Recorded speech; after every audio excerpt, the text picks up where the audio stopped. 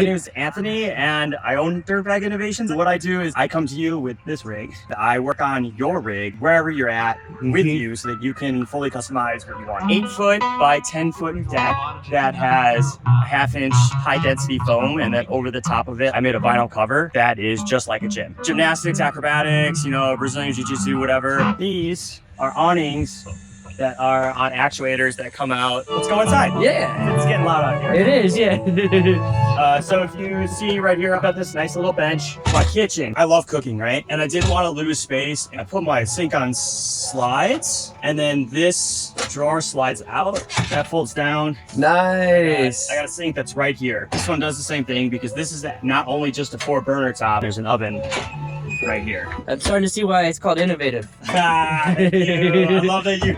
I love that you caught it. This is my workstation. Goes completely up into the ceiling. Washer that has a spin dryer. I have 3,500 watts of solar. And then here's a couch, my cans. So I can store up to 100 cans in here. Queen size bunk bed. It's on cables. It goes up and down. This is the entrance to the patio.